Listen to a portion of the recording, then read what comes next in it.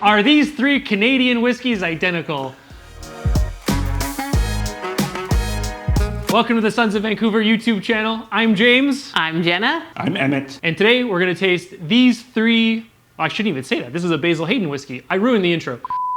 We have two Canadian whiskeys here, and we have one American rye here, a high rye, a dark rye as they call it, all from the Beam Suntory family though. So we're gonna dig into these. We've gotten a few viewer tips that it's possible these three bottles are the same juice. So we're gonna get to the bottom of it. Here's the backstory. So, Dark Horse, beloved. R.I.P. Yeah, R.I.P. Stopped making it, we think somewhere around 2018, 2019. We've been told by someone in the know that these two products are actually the same thing. What? This one is 45% and this one's 42%. But other than that, we're told that they're the same mash bill. Color-wise, looking at it, I don't know about that, but we're gonna find out with our senses. Emmett is the fourth son of Vancouver. He manages the bar here at Sons of Vancouver. He is single, in case. So it's not apparent when you pour it in a glass, but when you look at these two bottles side by side, the coloring is different. This could just be that it's colored differently. It could be that there's more water content in Reifel Rye than there is in the Dark Horse. The idea behind both of these is that it's, I believe, 95% rye, and then the other 5% is a mix of, I think, bourbon and I want to say sherry aged whiskeys. I gotta say, for mass-produced Canadian whiskey, this is okay. I will say Reifel Rye was one of our favorites that came out this year, last year, in the recent past. In a really early review of Dark Horse, a strong tasting note was bicycle tire inner tube, and I always felt that it was really harsh on the brand. Can't say I disagree though. Oh. I've never tasted a bicycle tire inner tube. So this bottle, because it's out of commission, or like they don't make it anymore. This bottle was donated by one of our viewers' friends. So it has been sitting in their bar for a number of years. It's particularly full, so I have a lot of faith in this bottle. I tested the ABV. Yeah. It was 43%. So they're lying to us. There has been some evaporation. Or there's sugar in there. Or there's sugar in there. Yeah, that's true. Which makes sense because it is very sweet. There's definitely a note of like, I'm gonna say maple syrup, but it's really not maple. There's a note of like... It's like a maple walnut kind of vibe. Yeah, there's a walnut thing going on. It's nice. It would be better if it wasn't 45%. That's always my take on low ABV whiskeys though. No, you mean so it should be 60% is what you're saying? I would say like even if it was like 52 or something, it would probably be better. It's watery. It's like thin, you kind of lose the mouthfeel. I feel like it's syrupy. It's syrupy while being thin somehow. Yeah, exactly. It's lackluster. It's like when you get syrup, but it's like the low calorie syrup. And it's... They've just added water to the syrup. Yeah. Reifel Rye. Yay. I mean, the nose is different for sure. Like you start with like caramel and like vanilla and creme brulee and stuff. I get so much like red fruit off the nose as well. I love this whiskey. This is like very much in the vein of American rye.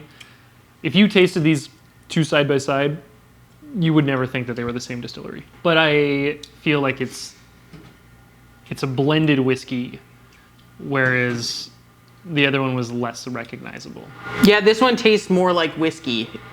It also tastes higher proof despite it being lower proof. I think it's like, it's just not as, I think it leans a lot more on the barrel than the Dark Horse did. Yeah.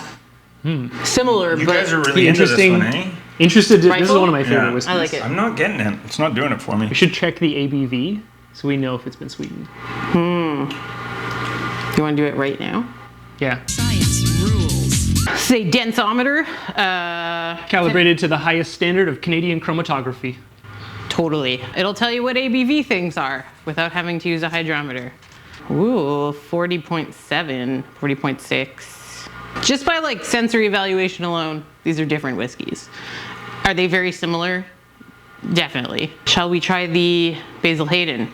So this one was included because it's from the same manufacturer. And while we were looking for bottles of the Dark Horse, one of our other acquaintances pointed out that Basil Hayden Dark Rye is very similar to Dark Horse. They both have dark in the name also. There is some speculation to other Beam products, like the Booker's cask strength rye, that it came from Alberta Distillers. And many people say that this is a similar flavor. So it's possible that some elements of Basil Hayden's come from other arms of the Beam family. Shall we try the Basil Hayden? This is new for me. I've never had this before. Nor have I. I'm a big fan of Basil Hayden.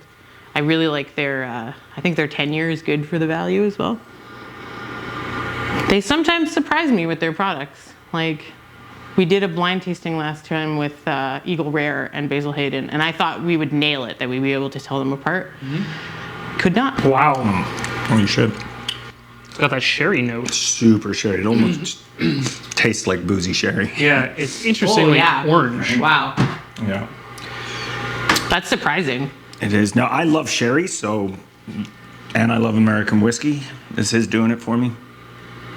Okay, so this now smells like maple syrup. Going back and forth between these two. The first one? Yeah, like you can now. Whoa. Yeah. Holy it smells, shit. if you told me this was syrup in here, I'd probably believe you now. It's crazy. Jesus Christ. It So smells like, exactly like pancakes. Yeah. yeah, it really shows that there's like the caramel content that's probably in this now is like much more apparent now that you've had this. There's literally next to no information on the Basil Hayden bottle. Like the back of the bottle is just the Surgeon General's warning and then a bunch of blank space. Yeah, there's nothing even up here. Kentucky straight rye whiskey blended with Canadian rye whiskey and port. Oh, it says Canadian my rye. God. Oh, we just solved it. So, It'll be literally no information on the bottle. On the All back right. of the bottle. You did. So confirmed that, like, for sure this rye is from Alberta Distillers. Then it's blended with port. That's why it tastes like so much like wine. I don't know that I like this whiskey. I'm not a huge fan of port and sherry. I like them in like cocktails, but I don't usually like to drink them on their own. So like that like sort of oxidized flavor that I find sherry and port always has, for some reason, always turns me up. But yeah, I don't know if I'd go back to this, but it's a really nice expression for sure. I would say all three of these are very different. That these two very similar, but this one is nothing like the other two, despite it for sure being the same whiskey, or the same rye at least. What's your favorite? Rifle. Yeah. Yeah. So Basil Hayden's for me.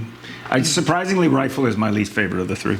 I actually think that this would be better without the port in it, if it were like finished in a port cask, not actual port blended in. But you're right. It's also a little thin.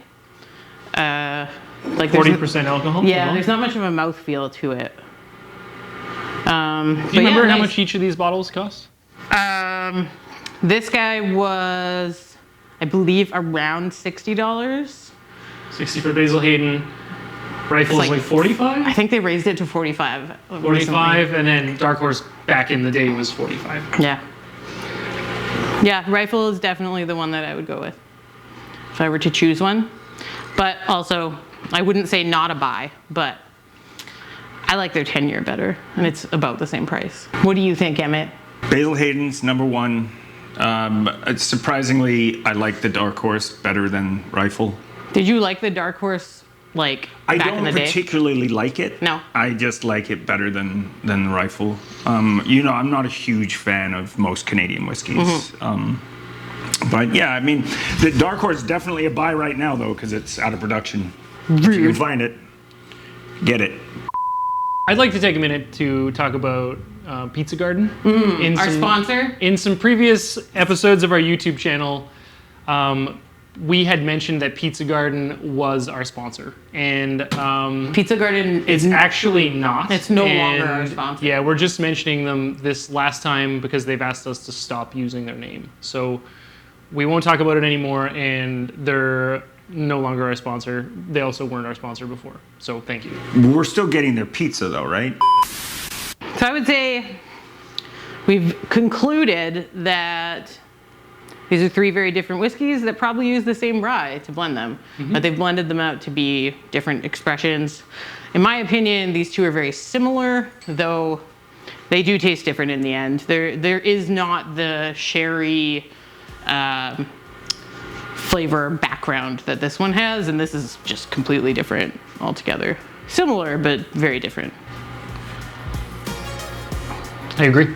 Thanks for joining. Like and subscribe.